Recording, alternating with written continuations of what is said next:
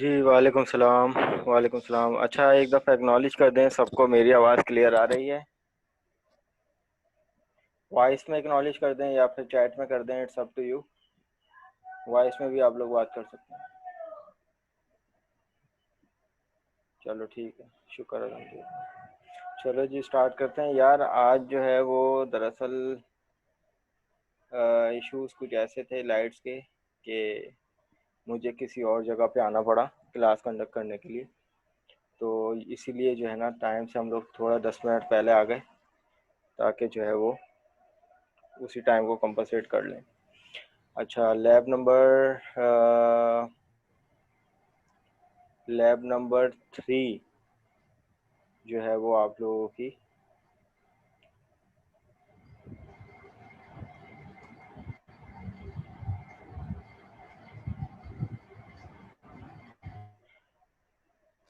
Lab number 4 की video सबको मिल गई थी।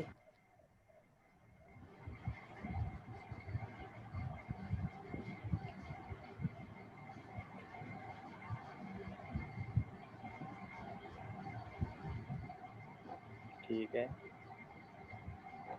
क्या थी भाई लैब नंबर 4? कोई बताएगा? वॉइस में बात कर लो भाई, अगर माइक है तो। लैब नंबर 4 क्या थी? Class and objects. क्लासेस और ऑब्जेक्ट्स।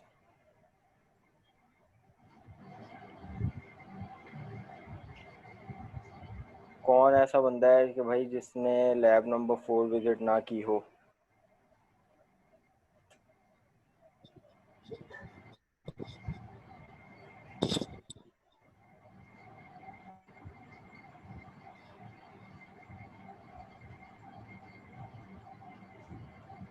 अश्मील ने नहीं देखी और उमैस ने नहीं देखी। और कौन है भाई? मेंशन करते जाओ अपने नाम। समीर ने भी नहीं देखी, जैन ने भी नहीं देखी, और नौमान ने भी नहीं देखी, मोहम्मद आशिर ने भी नहीं देखी, गुलरुख ने भी नहीं देखी। ज़बरदस्त। जावेद अहमद, फैज़ान, सैयद फैज़ान। चलो, क्या कह सकते हैं अब। वाइवा में पूछूंगा तुम लोगों से जब आधे आधे मार्क्स जाएंगे ना। टास्क में बिजी थे। चलो ठीक है। अच्छा जी, तो भाई स्टार्ट करते हैं। ऑब्जेक्ट ओरिएंटेड प्रोग्रामिंग का हमारी स्टार्ट हो गई है। लैब नंबर 3 का जो फाइनली टास्क था वो क्या था भाई? जो लैब नंबर 1 में फॉर्म की डिज़ाइनिंग हुई है और उन्हीं फॉर्म के रिस्पेक्टिव से लैब नंबर 2 में उसकी डेटाबेस की डिज़ाइनिंग की थी आप लोगों ने। फिर लैब नंबर 3 में क्या था? लैब नंबर जो फॉर्म्स और डेटाबेस बनाए थे उनको कनेक्टिविटी करके उनकी इम्प्लीमेंटेशन थी, पूरी क्रूड एप्लीकेशन। देन उसके बाद लैब नंबर 4 आ जाती है जो कि ऑब्जेक्ट ओरिएंटेड प्रोग्रामिंग के कॉन्सेप्ट से हमारी स्टार्ट होगी। और अभी तक के हमने ऑब्जेक्ट ओरिएंटेड प्रोग्रामिंग की बात ही नहीं की थी, ना कि बहुत सारी चीज़ें ऐसी आई थी जो ऊप का पार्ट थी कोडिंग करते के दौरान, लेकिन हमने कसदन तौर पर जो है वो ऑब्जेक्ट ओरिएंटेड प्रोग्रामिंग की उस टर्म को नहीं देखा था। अभी तक के जो बात करते हैं या तो आप लोग प्रोसीजर प्रोग्रामिंग करते हुए आए हैं या तो आप लोग स्ट्रक्चर प्रोग्रामिंग करते हुए आए हैं। विंडोज़ फॉर्म पे जो भी इम्प्लीमेंटेशन आप लोगों ने की वो बेसिकली एक स्ट्रक्चर प्रोग्रामिंग थी। स्ट्रक्चर प्रोग्रामिंग से मुराद ये थी कि भाई अगर हम लोग कोई भी विंडोज़ फॉर्म का कोई भी प्रोजेक्ट बना रहे थे और हर फॉर्म में डिफरेंट डिफरेंट कंट्रोल ऐड कर रहे थे, तो उसका मतलब क्या था कि हर कंट्रोल के पीछे उसकी लॉजिक डिफाइन कर रहे थे, दैट्स इट। कहीं भी हम लोग ऐसा नहीं कर रहे थे जहां हमें कोड की नीड थी हम उस कंट्रोल के पीछे उसका रिस्पेक्टिव कोड डिफाइन कर देते थे। तो उसमें क्या होता था, जितना भी काम होता था कि वो विंडोज फॉर्म के पीछे हो रहा था। लेकिन हो सकता है लैब नंबर 4 में ऐसा ना हो। लैब नंबर 4 में क्या डिफरेंस हो उसको देखते हुए चलेंगे। तो सबसे पहले बात कर लेते हैं भाई, any idea about it? Programming, object oriented programming क्या है? कोई भी बता दे भाई, वॉइस में बात करना।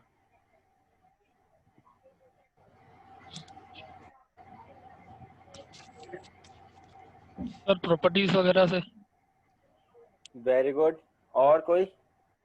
इसके अंदर ऑब्जेक्ट, क्लासेस और ये सारी चीजें हम पढ़ते हैं। बेहतरीन, जबरदस्त। और कोई इसके अलावा? सही बता रहे हो, सारे लोग सही बता रहे हो। ठीक है, चार वो होती हैं, क्लासेस चार होती हैं पिलर्स होते हैं। जी। चार पिलर्स होते हैं। Inheritance, inheritance, encapsulation, encapsulation. Encapsulation very good. और तीसरा? और एक्सट्रैक्शन पॉलीमॉर्फिज्म। होती है शायद। पॉलीमॉर्फिज्म। पॉलीमॉर्फिज्म और पॉलीमॉर्फिज्म एक्सट्रैक्शंस भी होती और हैं। एब्स्ट्रैक्शन होती है। Very Abstraction। गुड, जबरदस्त। एक्शन, इनहेरिटेंस, पॉलीमॉर्फिज्म और एनकैप्सुलेशन। Very good, excellent. बिल्कुल सही है, ऐसा ही होता है। और क्या क्या चीजें होती हैं जी? गर्ल्स में से कोई बताएं। गुलरुख, शाबाश, बताइए। Any idea about your object oriented programming?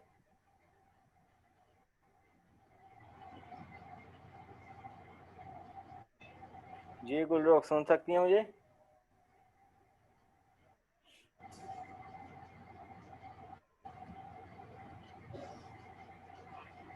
अच्छा जी, और कौन है ख़वातीन में से?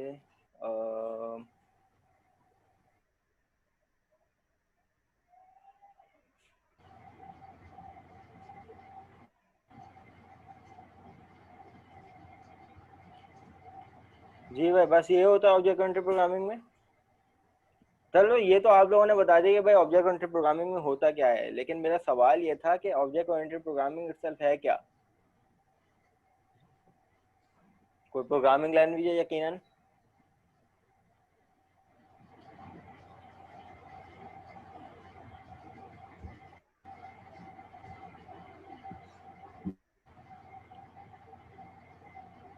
हाँ सर, इसमें तो हम लोगों ने बात कर ली ना कि भाई क्लासेस भी यूज होती हैं, ऑब्जेक्ट भी यूज होते हैं, गेट साइड भी यूज होता है।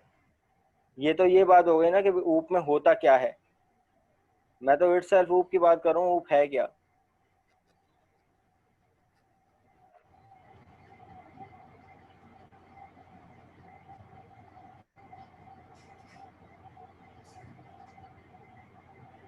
वाई ऑफ प्रोग्रामिंग ये भी बात नहीं कर रहा।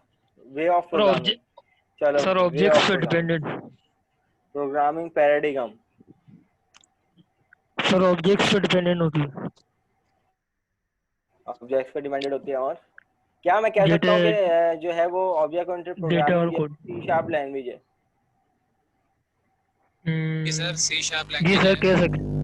सी शार्प लैंग्वेज है। लेकिन मैं तो ये भी कह सकता हूँ कि फिर जावा भी सी शार्प लैंग्वेज वो है, ऑब्जेक्ट ओरिएंटेड प्रोग्रामिंग लैंग्वेज। और वो जावा एनहेंस। स्क्रिप्ट, पाइथन भी है।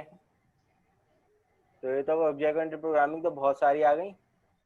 पाइथन तो ऑब्जेक्ट ओरिएंटेड प्रोग्रामिंग तो नहीं है। नहीं है? मतलब कुछ क्लासेस हैं जिसकी, और कुछ लाइब्रेरीज वगैरह जिसकी जिसकी बेस पे हम कर सकते हैं, क्या? हो जाती है, लेकिन वो है नहीं प्रॉपर, जैसे अपनी सी शार्प वगैरह है, क्या मैं कुछ कह ऐसी सकता है। हूँ ऑब्जेक्ट ओरिएंटेड प्रोग्रामिंग एक डिजाइन पैटर्न है? डिजाइन पैटर्न है या प्रोसीजर प्रोग्रामिंग है। प्रोसीजर प्रोग्रामिंग एक डिफरेंट पैटर्न है, वो भी एक डिजाइन हाँ। पैटर्न है। लेकिन ऑब्जेक्ट ओरिएंटेड प्रोग्रामिंग एक डिजाइन पैटर्न है जो कि बेस करता है एक रियल वर्ल्ड सिनेरियो पे। और सी शार्प भी उस पैटर्न को इम्प्लीमेंट करवाता है अपनी लैंग्वेज में, जावा भी उसको इम्प्लीमेंट करवाता है, पाइथन भी इम्प्लीमेंट करवाती है, और जावा स्क्रिप्ट भी इम्प्लीमेंट करवाती है, और बहुत सारे सी प्लस प्लस भी इम्प्लीमेंट करवाती है। तो भाई ये सी प्लस प्लस, जावा, ईटीसी, ये सब एक प्रोग्रामिंग लैंग्वेजेस हैं। लेकिन ऑब्जेक्ट ओरिएंटेड प्रोग्रामिंग जो है वो एक डिजाइन पैटर्न है कि इस एक पैटर्न बनाया हुआ है कोडिंग करने का, लैंग्वेज लिखने का, जो कि इस पैटर्न को ये तमाम लैंग्वेजेस क्या करती हैं, सपोर्ट करती हैं। अब इसमें होता क्या है जो तुम लोगों ने बताया, सही है, माशाल्लाह सबको आइडिया है कि भाई इसमें हम लोग करते क्या हैं। तो अगर हम लोग बात कर लेते हैं कि भाई पहली लैब से मैं आप लोगों को एक बात ताकीद से कहता हुआ आ रहा हूँ और बार बार कहता हुआ आ रहा हूँ कि अगर हम लोग विंडोज़ फॉर्म की ही बात करते हैं, क्योंकि ऑब्जेक्ट ओरिएंटेड प्रोग्रामिंग अगर हम लोग इम्प्लीमेंट करेंगे विंडोज़ फॉर्म पे, तो हाउ इज़ इट पॉसिबल? बिल्कुल पॉसिबल है। वो इसलिए कि पहली क्लास में आप लोगों को पहली बात तो ये बताता आ रहा हूँ कि विंडोज़ फॉर्म पे लगने वाला हर कंट्रोल इटसेल्फ एक अपनी टाइप रखता है। ये बात कही थी मैंने। या अगर मैं यूं कहूं, इसको भी छोड़ो, कि आप लोग कोई ना कोई टाइप तो रखते होगे ना अपने पास। अगर मैं आप लोगों की इटसेल्फ बात करूं, तो आप लोगों की भी कोई ना कोई तो टाइप होगी ना जिससे आप लोग बिलोंग करते होगे। क्या टाइप है? ह्यूमन। ह्यूमन, बिल्कुल सही है। अब वो ह्यूमन क्या हो गई? वो ह्यूमन ऑब्जेक्ट ओरिएंटेड प्रोग्रामिंग में एक क्लास हो गई। और शहरियार असगर हैं, असद हैं, गुलरुख हैं, आशिर हैं, शहरियार, ये तमाम लोग क्या हैं? उस ह्यूमन क्लास के, इंक्लूडिंग मी, और दुनिया में जितने इंसान हैं वो सब इस क्लास से बिलोंग करते हैं। और जितने नंबर ऑफ ह्यूमन हैं वो सब उनके क्या हो गए? ऑब्जेक्ट हो गए। लेकिन क्लास क्या है? एक है।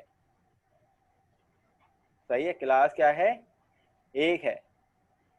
हजरत आदम से लेकर अभी तक के कुर्रे अर्थ पे जितने भी लोग हैं वो सब किससे बिलोंग करते हैं? ह्यूमन से बिलोंग करते हैं। क्या ह्यूमन से पहले कुछ था? क्या ह्यूमन क्लास भी किसी से ड्राइव है? अगर मैं बात करूं, हाँ या ना, है या नहीं?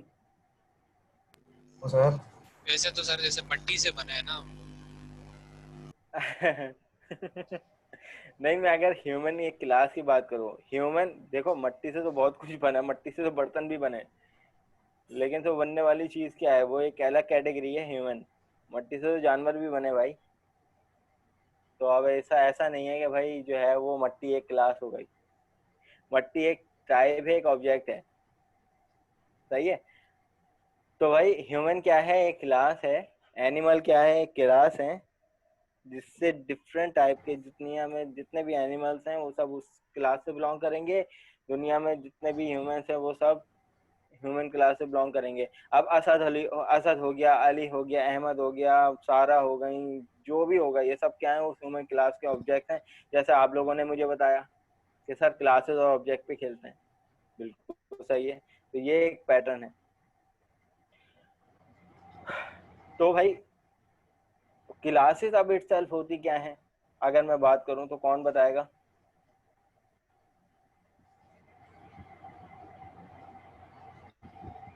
व्हीकल एक क्लास है, जैसे बिल्कुल सही है। कार भी है, उस पे टोयोटा भी है, विड्स भी है, ट्रक भी आ गए, ट्रॉलर भी आ गया, डाला भी आ गया, सब कुछ आ गया। वो सब क्या है? सब व्हीकल से बिलोंग करते हैं। अब व्हीकल क्या है? इटसेल्फ एक स्ट्रक्चर क्लास है।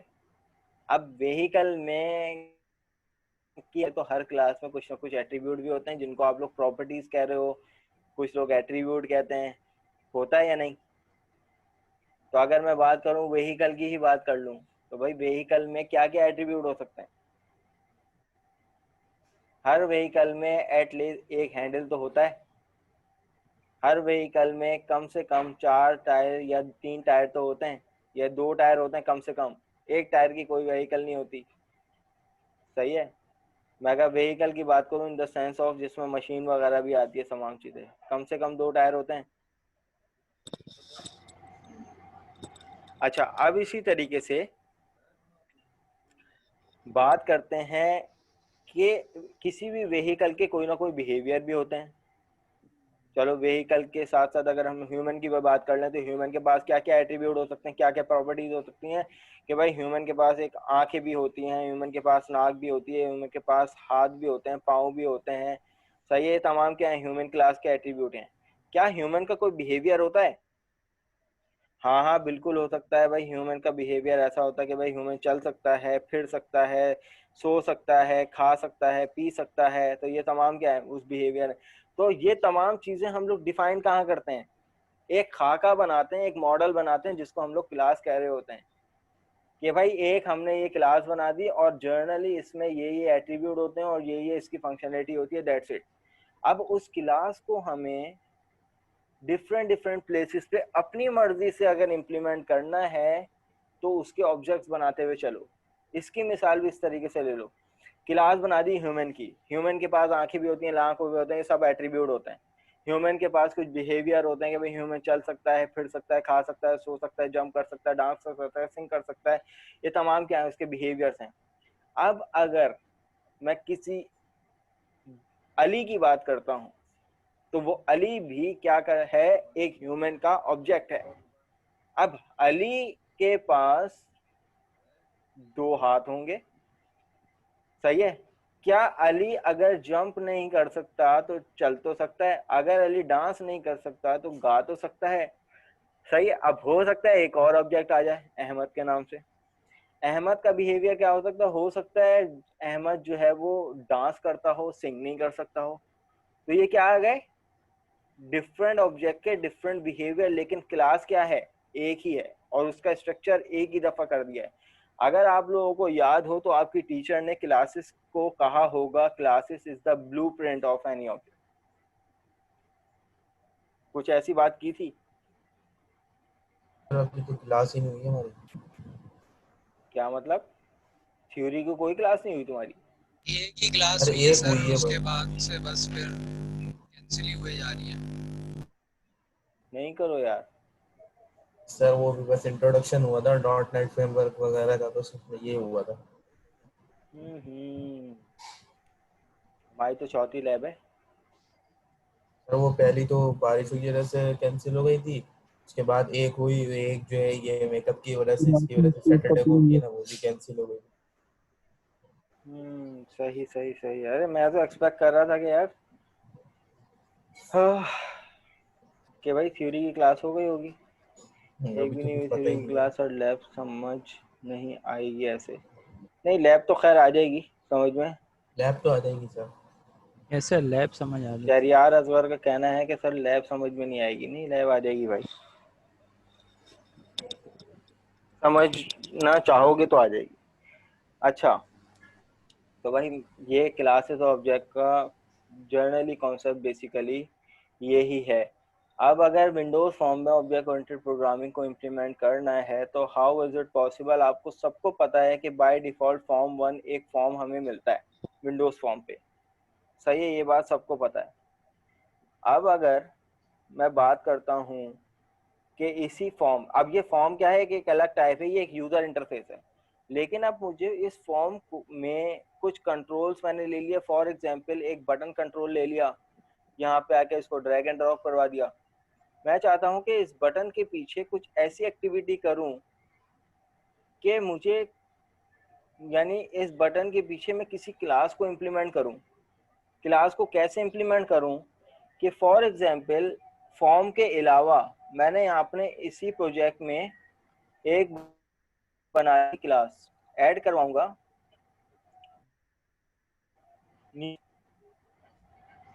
और इस क्लास को मैंने फॉर एग्जांपल नाम दे दिया डॉग। एक क्लास है डॉग, उसको नाम दे दिया। अब क्या, ये एक सेपरेट क्लास हो यूज हो गई, और विंडोज फॉर्म एक अलग चीज है। अगर मैं इसके बैकएंड कोड पे चले जाऊं तो इसका कोड भाई ये है, ये विंडोज फॉर्म का कोड है, और ये एक सेपरेट अलग क्लास है। क्लास जो क्रिएट होती है वो बाय डिफॉल्ट कैसे क्रिएट होती है कि क्लास का कीवर्ड आता है और क्लास का नाम, इट्स अप टू यू, किसी भी नाम से कोई भी क्लास बन सकती है, और ये आ जाती है उसकी बॉडी। और विंडोज फॉर्म में भी हम लोग शुरू दिन से यही इम्प्लीमेंट कर रहे हैं कि विंडोज, यानी ये फॉर्म जो है वो इटसेल्फ क्या है, एक फॉर्म है, सही है। तो ये लिखा हुआ है ना क्लास, और ये क्लास कहाँ से स्टार्ट हो रही है, क्लास के अंदर इसकी बॉडी यहाँ से स्टार्ट हो रही है और यहाँ पे एंड हो रही है। अब उसके अंदर, क्लास के अंदर क्या है, ये बटन, यानी ये विंडोज फॉर्म के अंदर एक बटन है जो कि इस फॉर्म का बिहेवियर है।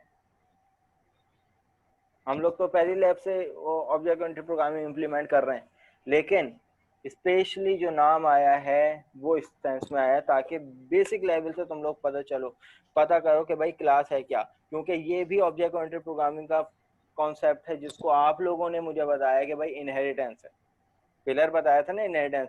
ये जो है वो एक छोटा सा कीवर्ड जो है वो इनहेरिटेंस है, और इसका मतलब कि ये फॉर्म 1 जो है वो एक फॉर्म है।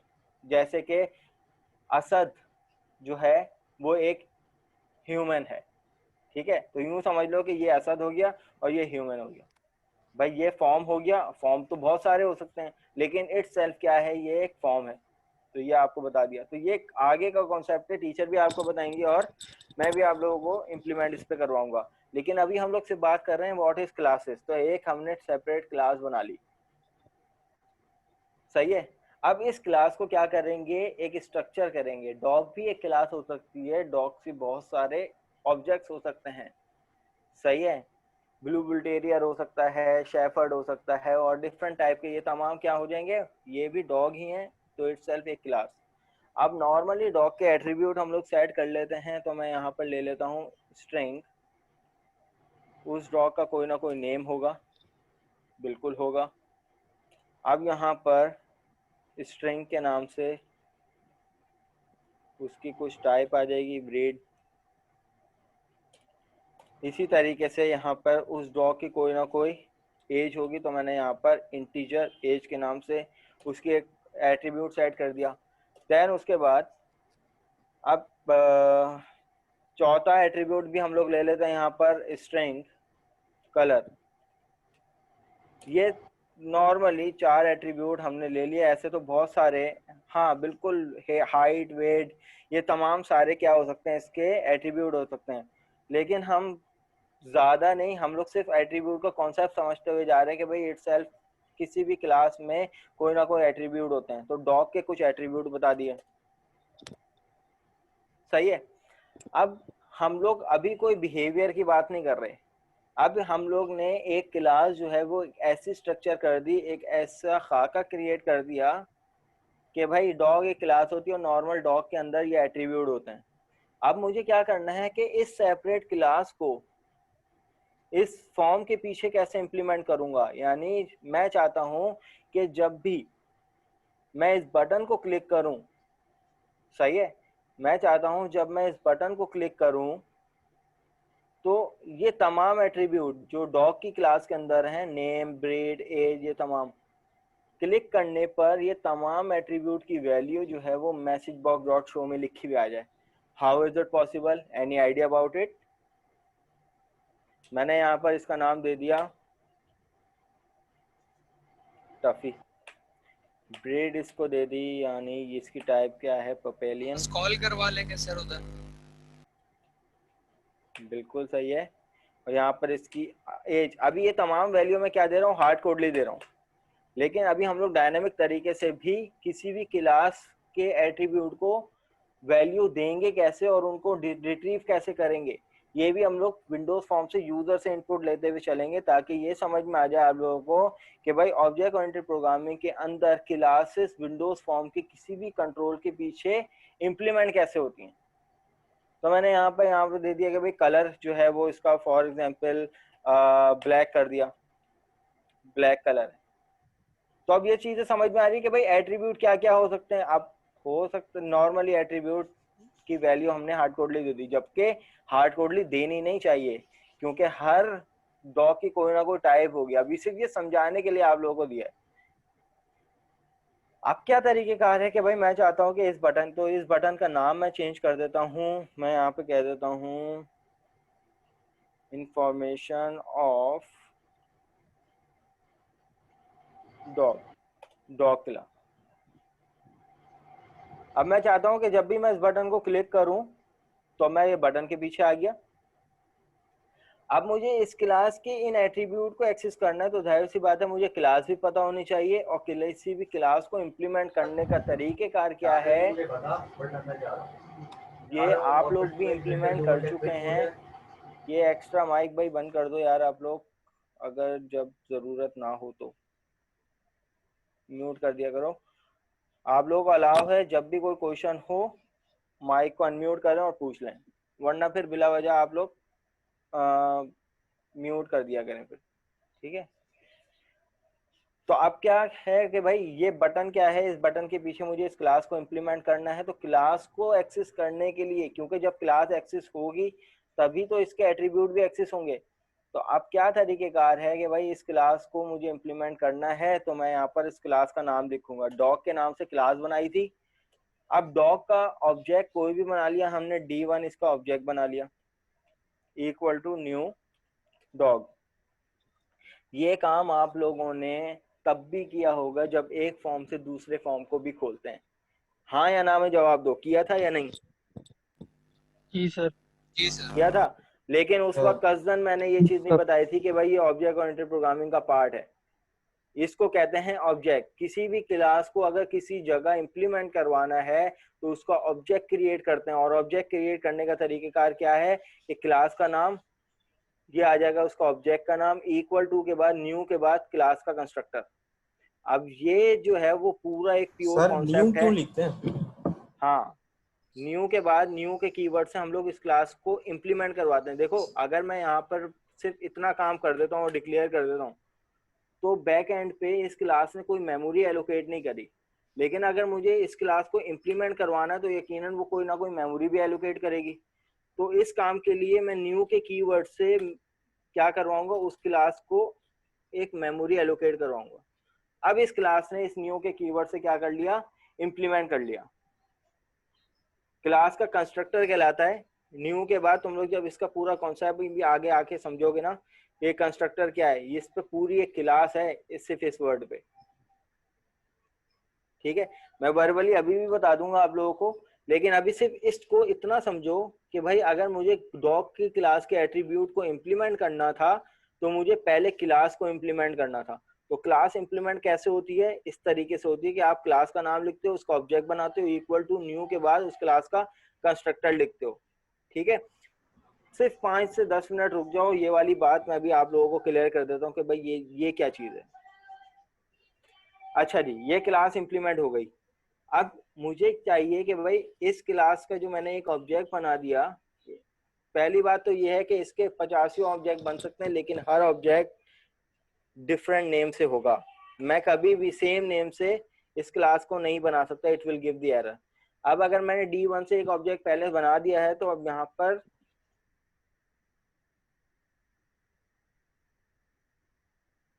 इस किसी और नेम से इसका ऑब्जेक्ट बनाना पड़ेगा, तो मैंने यहाँ पे D2 दे दिया। ठीक है, तो ऐसे 50 ऑब्जेक्ट बन सकते हैं, लेकिन क्लास एक होगी और एक क्लास के मल्टीपल प्रोजेक्ट वो ऑब्जेक्ट बन सकते हैं। अब ये आ गया D1 डॉट करने के बाद यहाँ पर देखो, ना तो मुझे एज मिल रहा है, ना तो मुझे नेम मिल रहा है, ना तो मुझे ब्रीड का वेरिएबल मिल रहा है, ना तो मुझे कलर मिल रहा है। भाई अब मुझे तो एक्सेस करना है, हाउ इज इट पॉसिबल। तो अब मुझे क्या करना पड़ेगा कि इन एट्रीब्यूट के पीछे मुझे एक्सेस भी तो बताना पड़ेगा कि भाई इन एट्रीब्यूट के का इस टाइम जो वो है स्कोप है, ये विद इन द क्लास है। क्लास के अंदर किसी मेथड में हम लोग इंप्लीमेंट करवा सकते हैं। फॉर एग्जांपल मैंने यहाँ पे ले लिया पब्लिक वॉइड डिस्प्ले के नाम से एक मेथड ले लिया, और यहाँ पर कंसोल और राइट लाइन में फॉर एग्जांपल मैंने यहाँ पर नेम भी मुझे मिल जाएगा और यहाँ पर मुझे एज भी मिल जाएगा, लेकिन ये जो मिलेंगे वेरिएबल ये विद इन दी क्लास मिलेंगे। लेकिन मुझे आउटसाइड दी क्लास, क्योंकि क्लास का स्कोप कितना है भाई, यहाँ से लेकर यहाँ तक क्या है। अब इनको क्लास के बाहर यहाँ पे इम्प्लीमेंट करवाना है, तो मैंने ऑब्जेक्ट भी बना दिया, लेकिन ऑब्जेक्ट के थ्रू भी नेम कॉल नहीं हो रहे, तो मुझे यहाँ पे एक्सेस देना पड़ेगा। पहले देख लेते हैं आप लोगों की क्या जवाब आए। वेरी गुड, असद शेख ने कहा है कि भाई पब्लिक करना पड़ेगा। सर डॉग की क्लास कैसे बनाई है आपने, वो दोबारा बताइएगा। क्लास कैसे बनाते हैं और उसी में फॉर्म और उसी फॉर्म पर होती है दूसरे, नहीं आपकी अपनी मर्जी। ये वाली क्लास आप इस फॉर्म के अंदर भी बना सकते थे, इस इधर से बाहर निकल के, या तो इससे पहले बनाते इस सेक्शन में बनाते, या तो इस क्लास के बाहर निकल के इस सेक्शन में बनाते। ठीक है, तो ये क्लास जो है वो यहाँ भी बन सकती थी, लेकिन मैंने जो क्लास बनाई है वो राइट क्लिक करके ऐड करवाई है एक न्यू क्लास। सही है, जब न्यू क्लास करवाऊंगा तो यहाँ पे आप उस क्लास का नाम दे देंगे, जब ऐड करवाएंगे तो एक अलग से क्लास ऐसी ऐड हो जाएगी। जैसे ये डॉग ऐड हुई है, आप कोई भी क्लास ऐड करवा सकते हो। अब मुझे क्या करना था कि भाई ये तो एक्सेसिबल ही नहीं है, तो मुझे सबके साथ क्या लिखना पड़ेगा, पब्लिक। कि पब्लिक जो है वो एक एक्सेस मॉडिफायर है, कि आप इसको एक्सेस दे रहे हैं कि ये पब्लिकली एक्सेस हो जाए, ये कहीं भी एक्सेस हो जाए। तो मैंने सबके साथ क्या कर दिया, पब्लिक लगा दिया। पब्लिक जैसे लगाऊंगा तो अब यहाँ पर देखो इस बटन के पीछे, अब यहाँ पे मुझे देखना है इस बटन के पीछे जैसे मैं D1 डॉट करूंगा तो देखो मुझे नेम भी मिल गया मुझे, ब्रीड का वेरिएबल भी मिल गया, एज भी मिल गया और कलर भी मिल गया। ठीक है, लेकिन अब मैं ये चाहता हूं कि भाई मुझे इस बटन के पीछे जो ये तमाम वैल्यूज हैं वो एक डायलॉग बॉक्स में मुझे जो है वो जनरेट करवानी है। तो मैं यहाँ पे ले लूंगा message box dot show. Sir जी सर एक क्वेश्चन है। पहले जिस जी तरह हमने बताइए। फॉर्म को लिंक कराते थे तो हम लिखते थे d1.show। जी तो अभी भी तो हम लिख सकते हैं d1.show। देखो, शो इसलिए लिखते थे क्योंकि वो एक विंडोज फॉर्म था, ये एक फॉर्म नहीं है, ये एक क्लास है, क्लास एक स्ट्रक्चर है, इसमें कोई यूजर इंटरफेस नहीं है। हाँ, इसमें एक यूजर इंटरफेस मिलता था जो कि ये है। ठीक है, इनमें हम लोग वैल्यूज पे खेलेंगे, अभी आते हैं इस चीज पे, समझ में आ जाएगी ये चीज होपफुली। ठीक है। तो मैसेज बॉक्स डॉट शो में मुझे सबसे पहले नेम प्रिंट करवाना है। नेम मैंने दिया हुआ था तो मैं यहाँ पे दे दूंगा भाई d1 डॉट करने के बाद ये आ गया नेम। ठीक है, फिर मैंने यहाँ पे कॉन्केटिनेट करके स्ट्रिंग लिया, स्लैश एन लिया ताकि नेक्स्ट लाइन पे आ जाए, फिर कॉन्केटिनेट किया। मैं यहाँ पे लिखूंगा d1 डॉट करने के बाद मुझे क्या मिलेगा, मैंने कर दी एज। इसी तरीके से फिर कॉन्केटिनेट किया, स्लैश एन दिया, फिर यहाँ पर फिर दोबारा कॉन्केटिनेट करने के बाद d1 डॉट करने के बाद मुझे मिला ब्रीड। फिर यहाँ पे कॉन्केटिनेट किया, स्लैश एन दिया, स्ट्रिंग के बाद स्लैश एन दिया, फिर कॉन्केटिनेट करने के बाद सॉरी यहाँ पे कॉन्केटिनेट करने के बाद d1 डॉट करने के बाद मुझे मिला कलर। अब देखो, क्या विंडोज फॉर्म पे जो हम लोग बड़ा सा कोड लिखते थे कि कहीं कोड लिखा हमने, नहीं, जो भी इम्प्लीमेंटेशन थी, जो भी स्ट्रक्चर किया, उसको एक क्लास में बाइंड किया। अब उन इस क्लास के अंदर कुछ वेरिएबल्स है जिनको हम लोग ऑब्जेक्ट ओरिएंटेड प्रोग्रामिंग में प्रॉपर्टीज या एट्रीब्यूट कहते हैं। अब इन एट्रीब्यूट को, ये एक बिल्कुल अलग चीज है, ये इस क्लास को अगर हमने इस बटन के पीछे इंप्लीमेंट करवाया, ये बटन लिया, इस बटन के इवेंट पे गए, उस क्लास का ऑब्जेक्ट बनाया, सही है, और उस क्लास का जो ऑब्जेक्ट से हमने क्या किया, इस ऑब्जेक्ट के थ्रू हमने इसके एट्रीब्यूट को एक्सेस किया। और कहाँ पे किया, मैसेज बॉक्स डॉट शो में। और ये मैसेज बॉक्स डॉट शो कब आएगा, जब हम बटन क्लिक करेंगे। तो नाउ अपने प्रोग्राम को एक दफा बिल्ड कर लेते हैं।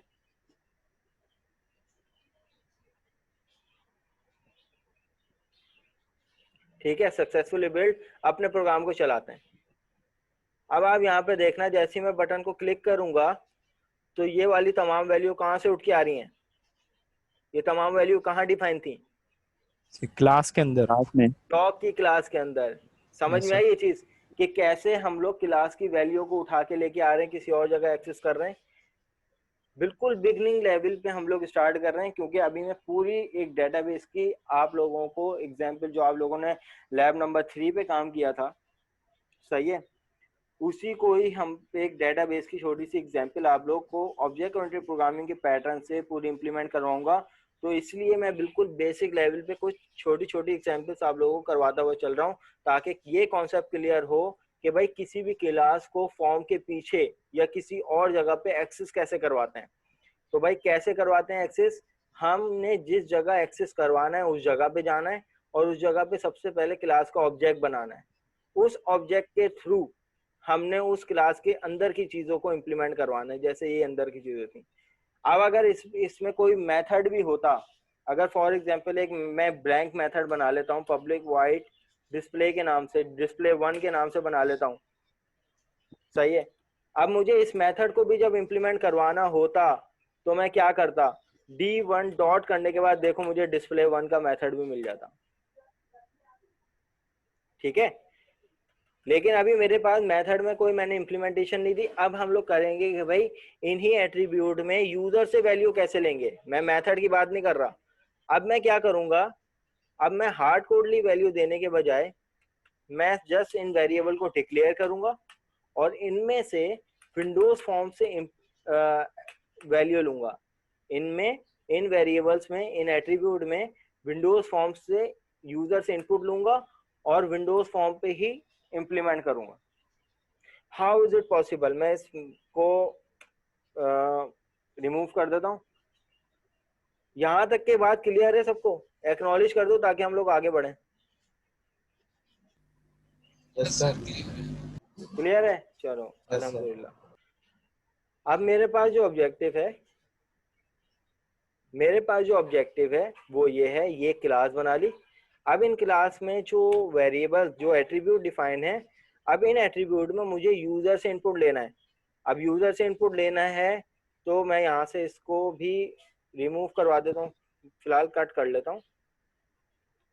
ठीक है, कट कर लिया।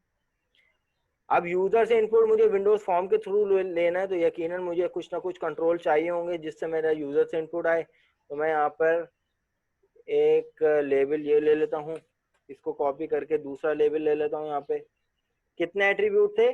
4 एट्रीब्यूट थे, तो मैंने यहाँ पर 4 यूजर से इनपुट लेना है।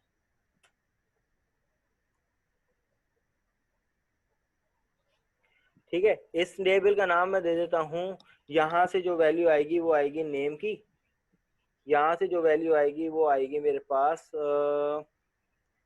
एज की, और यहाँ जो वैल्यू आएगी वो मेरे पास आएगी ब्रीड वेरिएबल की, और यहाँ से जो वैल्यू आएगी वो मेरे पास आएगी किसकी आएगी? Colour, COLOR, colour. अब जो यूजर से एक्चुअली इनपुट आएगा वो हम लोग ले लेते हैं टेक्स्ट बॉक्स से। तो मैंने यहाँ पे एक टेक्स्ट बॉक्स ले लिया, इसको कॉपी किया, यहाँ से दूसरा टेक्स्ट बॉक्स ले लिया, इसको कॉपी किया, यहाँ से तीसरा टेक्स्ट बॉक्स ले लिया, और इसी तरीके से यहाँ से चौथा टेक्स्ट बॉक्स लिया। अब क्लास यहाँ पे देखो, इस टेक्स्ट बॉक्स का नाम क्या है? Text box 1। इस टेक्स्ट बॉक्स का नाम क्या है? Text box 2। इसका नाम क्या है? Text box 3। और इसका नाम क्या है? Text box 4। अब मैं चाहता हूं कि जब मैं यहाँ से इन तमाम की वैल्यूज उठाऊं और जैसे ही बटन क्लिक करूं तो वह वो वैल्यूज जो हैं वो डॉक के वेरिएबल में चले जाएं, और उन डॉक के वेरिएबल में जब वैल्यू चले जाएं तो जो वैल्यू होंगी वो मैं इस बटन के पीछे एक डायलॉग बॉक्स पे शो करवाऊं। तो हाउ इज इट पॉसिबल? अब यहाँ पे यूजर इनपुट लेना है। यूजर इनपुट किस में लेना है? एट्रीब्यूट में लेना है। एट्रीब्यूट कौन सी क्लास में है? डॉग की क्लास में। तो सबसे पहले डॉग का ऑब्जेक्ट बनाना पड़ेगा, dog D1 equal to new dog. Once जब एट्रीब्यूट बना लिया तो अब हमें यूजर से इनपुट लेना है। अब यूजर से इनपुट कैसे आएगा भाई? D1 डॉट जो नेम में जो वैल्यू जाएगी वो कहाँ से जाएगी? वो टेक्स्ट बॉक्स 1 डॉट टेक्स्ट से जाएगी। अब ये बताओ, ये चीज समझ में आ रही है या नहीं? Yes sir. क्लियर है? चलो अब आ जाओ दूसरे वेरिएबल में। D1 डॉट करने के बाद सर, हमने ये जो ये एज अपनी में चीज वैल्यू बनाई है, ये कंसोल डॉट रीड लाइन के एक तरीके से काम करेगा। जी, console dot read line, exactly, शाबाश, बिल्कुल ऐसा ही है। तो यहाँ पे ये आ गई D1 डॉट एज। अब एज का वेरिएबल जो था मेरे पास क्या था? इंटीजर टाइप का था। तो मैं डायरेक्ट तो यहाँ पे नहीं लिख सकता equal to text box 2 dot text, ऐसे तो नहीं लिख सकता।